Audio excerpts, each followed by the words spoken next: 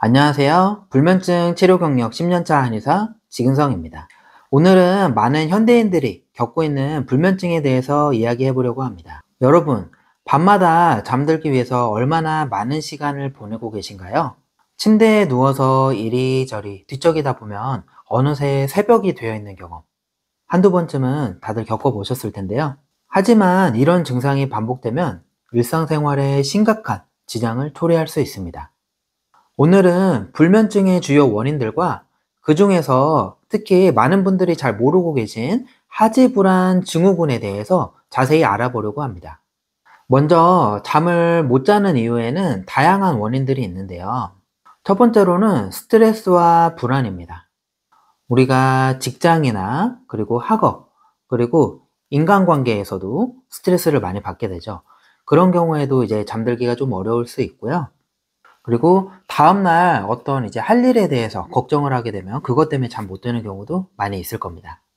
그리고 불면증이 있으신 분들은 오늘도 잠을 못 자면 어떡하지? 하는 걱정 때문에 오히려 다시 불면증이 악화되는 그런 악순환을 겪고 계신 경우도 많고요. 그 다음으로는 생활 습관 문제가 있습니다. 수면 시간이 불규칙한 경우에도 생체 리듬이 깨지기 때문에 잠들기가 좀 어려울 수 있고요. 늦은 시간에 카페인을 섭취하게 되면 카페인 때문에 잠들기 어렵기도 합니다. 그리고 건강하려고 운동을 하는데 저녁 늦게 하는 운동 같은 경우에는 오히려 수면을 방해해서 건강을 해치기도 하고요. 자기 전에 누워서 핸드폰 하시는 분들 많으시죠? 자기 전에 블루라이트에 노출되면 잠드는데 방해가 됩니다. 그 다음으로는 신체적인 문제가 있을 수 있는데요.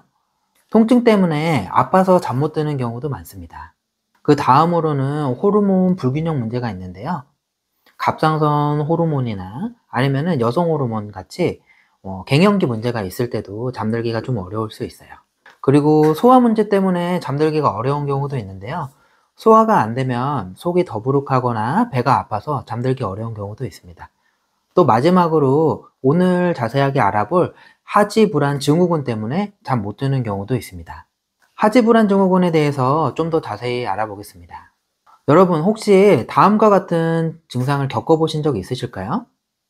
다리가 간질간질하고 뭔가 불편한 느낌이 들고 저리고, 그리고 낮에는 괜찮은데 밤에만 증상이 좀 심해지고, 그리고 이런 불편한 느낌 때문에 잠들기가 어려워서 뭔가 움직이고 싶은 충동이 드는 것, 이런 증상들이 하지불안 증후군의 대표적인 특징입니다.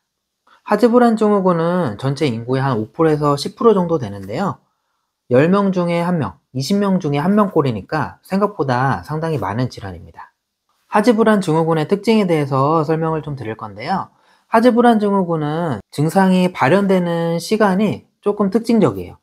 우리가 움직이거나 활동할 때는 증상이 이제 별로 없다가 자려고 눕기만 하면 증상이 나타나는 게 특징인데요.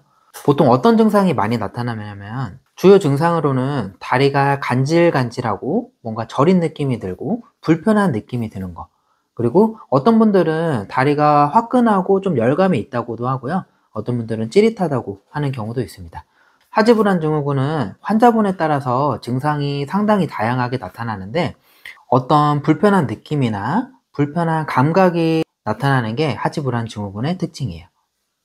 근데 그 중에서도 가장 중요한 특징이 하지불안 증후군은 이런 불편한 느낌 때문에 견딜 수가 없어서 움직이고 싶은 충동이 드는 거, 그게 하지불안 증후군의 가장 큰 특징입니다. 그래서 이 다리가 불편하기 때문에 뭔가 이제 움직이거나 털거나 해야 좀 완화가 되고요. 뭔가 주무르거나 일어나서 돌아다니시는 분도 계세요. 하지불안 증후군의 치료에 대해서 설명드리겠습니다. 하지불안 증후군은 수면장애의 일종이기 때문에 일단 건강한 생활 습관을 가지는 게 상당히 중요한데요. 규칙적인 수면 시간을 유지해 주시는 게 중요하고요. 격렬하지 않은 가벼운 운동을 해주시는 것도 좋습니다. 카페인이나 알코올은 하지불안 증후군을 악화시키기 때문에 카페인이나 알코올이 들어간 음식은 피해 주시는 게 좋고요. 따뜻한 목욕이나 마사지도 증상 완화에 도움이 됩니다. 그리고 하지불안 증후군은 철분이 부족한 경우가 많기 때문에 철분 검사를 꼭 해보셔야 되는데요.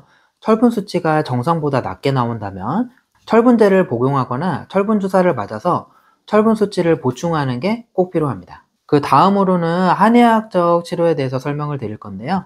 하지불안 증후군은 다리의 증상이 나타나지만 사실 뇌신경계의 문제입니다. 그래서 뇌 쪽으로 가는 혈액순환을 좋게 해줘야 하지불안 증후군의 증상 완화에 도움이 되고요. 그리고 신경이 흥분되어 있거나 스트레스를 많이 받으시는 분들이 잘 생기게 됩니다. 그래서 예민한 신경의 흥분을 낮춰주고 스트레스를 줄여주는 방향으로 치료가 들어가고요. 환자분들마다 체질이 다르기 때문에 체질에 맞는 한약을 처방해줘서 스트레스를 줄여주고 다리와 뇌로 가는 혈액순환을 촉진시켜주는 방향으로 치료가 들어갑니다. 그리고 하지불안 증후군 환자분들은 목이랑 다리가 경직되어 있는 경우가 많아요.